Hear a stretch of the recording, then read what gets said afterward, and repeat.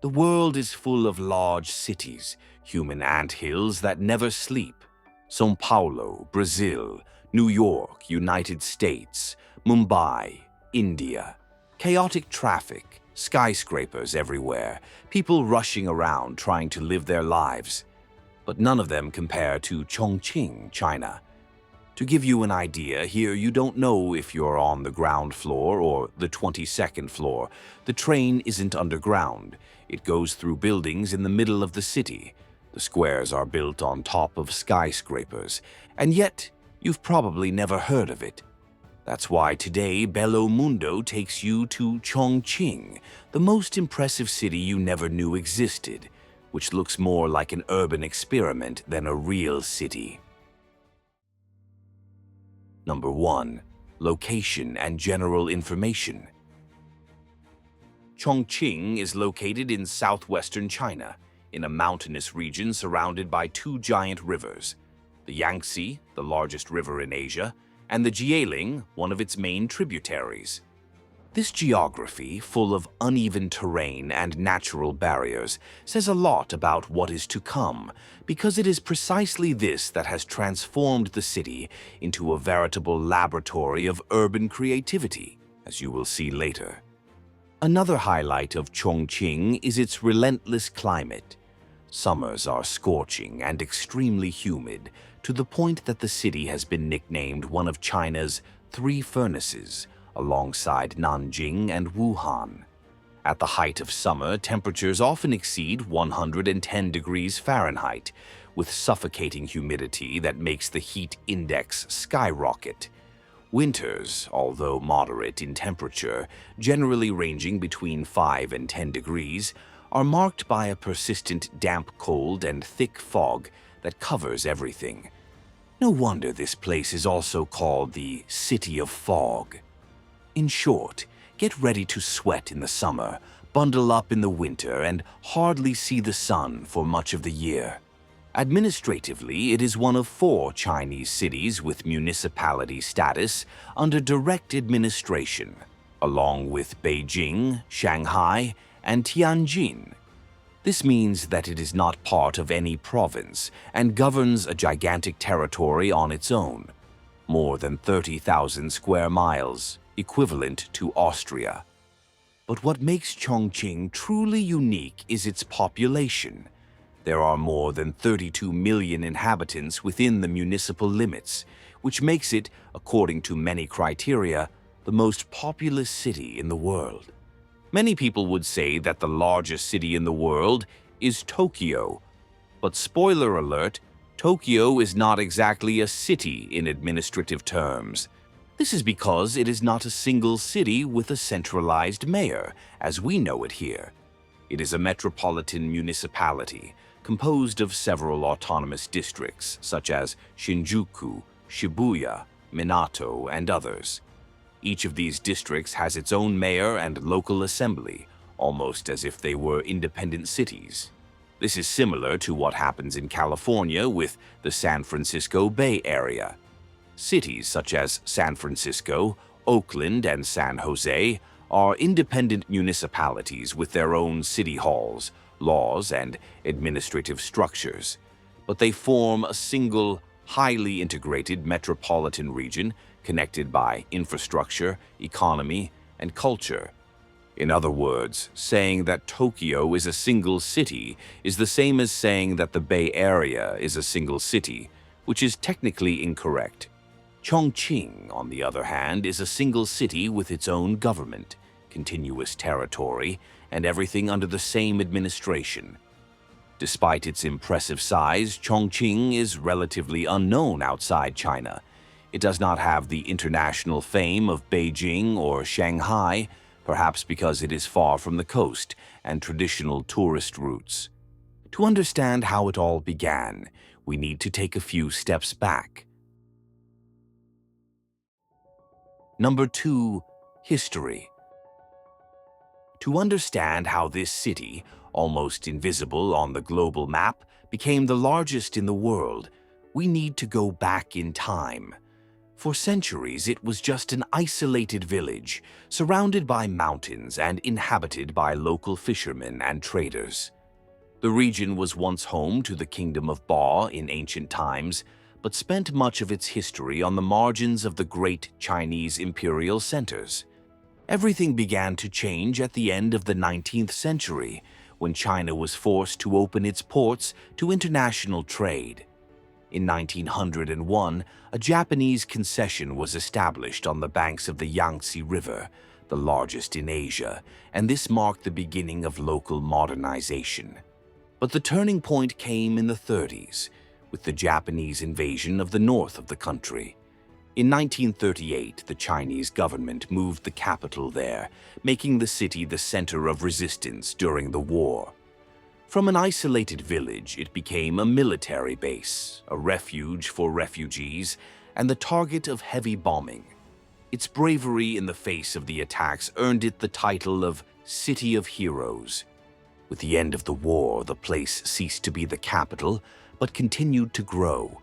It was in the 90s that the central government decided to elevate it to the status of a directly administered municipality. The intention was to use it as a showcase for the Go West campaign, which aimed to develop the interior of China and closely manage a giant challenge: the construction of the world's largest hydroelectric plant in its vicinity. Since then, the city has been a permanent construction site, and you'll understand the rest of the story below. Number 3. Urban growth and impossible geography. If political history helps to understand Chongqing's population growth, geography explains why it ended up with such a crazy layout. Remember what we said at the beginning, that the territory was mountainous, cut by rivers, and full of natural obstacles. Well, that's right. This extreme geography not only remains there, but also shapes everything, from architecture to transportation, from the urban grid to government decisions. Without enough flat land, the city had to make do with what it had. The result was chaotic and creative vertical growth, as if there were no fixed rules. Buildings were erected on hillsides, overpasses snake through neighborhoods like concrete serpents. Tunnels pierce mountains, and walkways connect different floors as if they were corridors in a video game. In many places, what is a sidewalk for one person may be a roof for another. Improvisation became the rule. What used to be the top of a building became a square. What used to be a hill became a parking lot. And what looks like right next door on the map may be 30 floors above or below where you are. An address may require a staircase, an elevator, a suspended walkway, and a dose of patience. Residents and visitors have nicknamed the city a three-dimensional maze, impossible city, and even 8D city, such as the challenge of understanding where you are and how to get where you want to go. But all this did not happen by chance. The terrain forced architects to think outside the box, and the population explosion demanded that every inch be used. The topography became the official excuse for urban daring. If there's no floor, use the ceiling. If the mountain gets in the way, drill through it. And if there are no rules, make some up. The underground has become Swiss cheese. The tops of buildings became usable land. It is a city that grows up, down, sideways, and even into the ground. And all this madness has become an attraction. Chongqing has become a phenomenon on social media. Tourists from China and around the world now visit the city not for its incredible landscapes, but because of its unique solutions that exist nowhere else. And believe me, the list of urban oddities in Chongqing seems endless. Number 4. The train that runs through a building. The most famous of Chongqing's crazy inventions is undoubtedly the train that runs through a residential building. If you've ever seen a video of a monorail entering a building as if it were a cartoon, know that it's real and it's here. That's right. The lack of space forced local engineers to go beyond common sense, and the result was the integration of a light rail line and a 19-story building. The most unbelievable part? It works perfectly. At Liziba Station, Line 2 of the monorail passes through the middle of the building, between the 6th and 9th floors. The trains emerge from a tunnel, enter the structure, make a stop, and continue their journey suspended above the valley. All this with a fully functional station built into the building. Can you imagine opening your living room window and seeing a train passing by? And as strange as it may seem, residents not only tolerate it, they even like the idea. The line is acoustically insulated and emits about 60 decibels, the equivalent of a dishwasher running. It's not as annoying as you might think. Some residents even celebrate the convenience of getting off the elevator and stepping right onto the platform. The building has become a tourist attraction and a symbol of the city. It has a sign in the window that reads, "Best Dhaka Spot," Chinese slang for the ideal place to take photos and post them online. The train passes through the building several times an hour and attracts tourists with cameras at the ready, waiting for the right moment to snap a photo. And that's not the only crazy thing about local urban transportation. Chongqing also has escalators that descend more than 320 feet, cable cars that cross rivers from one cliff to another, and overpasses 20 stories above the ground. In this city, mobility is a mix of roller coaster, subway, elevator, and amusement park. Number 5. Squares in the sky. Have you ever imagined getting out of an elevator on the 20th floor and coming face to face with a public square? In Chongqing, this is more common than it seems. The city has grown so much upwards that the roofs of buildings have become floors. There are parking lots, running tracks, small parks with trees and benches, soccer fields, and even gas stations on top of the buildings. These suspended spaces have earned the nickname skyscrapers. They became famous after residents started posting videos showing their daily lives up there. In one of them, for example, a person leaves their apartment, walks down a street full of shops, crosses a walkway over the abyss, enters a bus terminal, and takes a bus that runs on elevated viaducts. All this without touching the ground. It is for these and other reasons that Chongqing has become a social media sensation. Videos showing this vertical and chaotic landscape have accumulated millions of views. From a distance, the city looks like a video game setting. At night, it becomes pure science fiction. There are neon lights everywhere, low fog, and illuminated bridges cutting across rivers like floating ships. No wonder Chongqing has been called the Blade Runner City.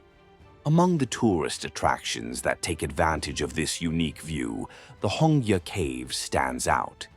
Despite its name, it is not a real cave, but a kind of vertical village built on the banks of the Jialing River, full of floors, shops, bright signs, and a famous restaurant that serves a local sauce so spicy that it numbs your mouth. And that brings us to the next topic. Number 6. Hot cuisine, hot pot capital. If there's one place in the world where the word spicy is taken seriously, it's here. The city is considered the Chinese capital of spicy cuisine and, above all, hot pot, a boiling seasoned stew that has become a local heritage. Hot pot, or huo guo, literally means fire pot. It works like a spicy fondue, a bubbling broth in the center of the table where everyone cooks their own ingredients. Meat, tofu, vegetables, and mushrooms. Simple in appearance but explosive in flavor. The recipe is said to have originated among the boatmen of the Yangtze River, who cooked cheap offal with chili peppers to mask the taste and warm themselves on damp nights. Over time, the dish spread throughout China, but here it remains in its most aggressive form. The secret is in the mala sauce, made with red pepper and Sichuan pepper. The effect is twofold: it burns and numbs. Only locals can handle it. To give you an idea of how spicy it is, even in neighboring areas, such as the city of Chengdu, where people eat a lot of pepper, the recipe is usually toned down.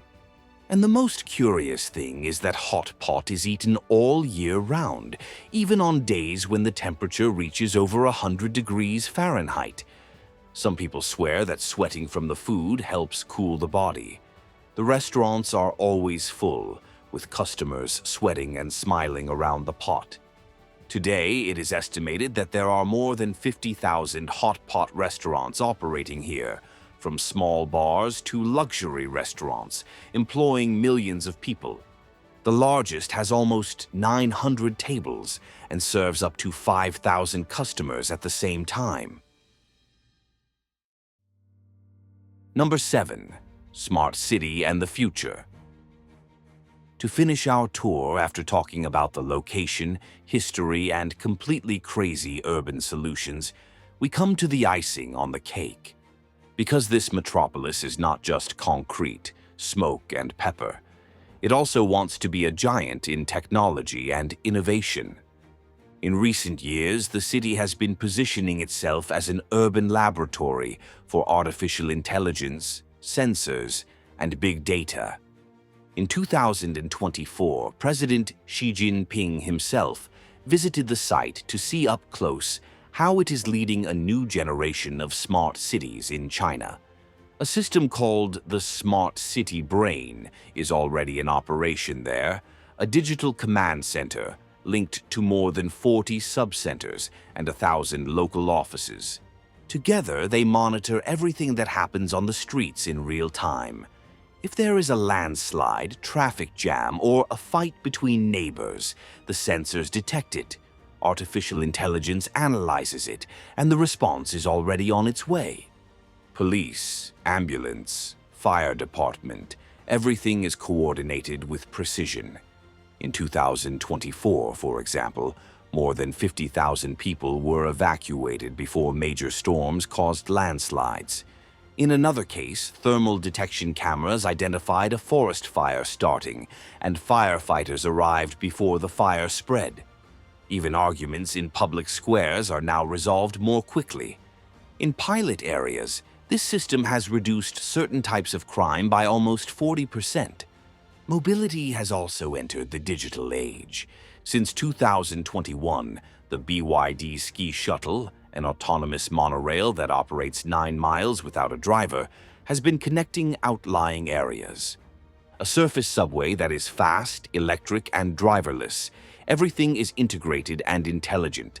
And as if that weren't enough, the city is becoming a technology hub. Electric vehicle factories, software companies, robot manufacturers, all setting up shop there, eyeing the incentives and strategic location.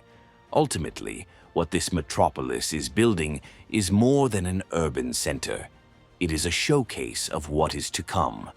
After all, it's not every day that you can walk in suspended squares, take a train that cuts through a building, sweat with a hot pot boiling in the middle of summer, and still witness up close a city that seems to have come out of science fiction. So, did you already know about this unusual place? Did it make you want to visit, or did you find it all too strange? Let me know in the comments. If you enjoyed this tour of one of the most insane and futuristic cities on the planet, leave a like, subscribe to Bello Mundo, and activate the bell to continue traveling with us to destinations that defy logic. See you at the next destination.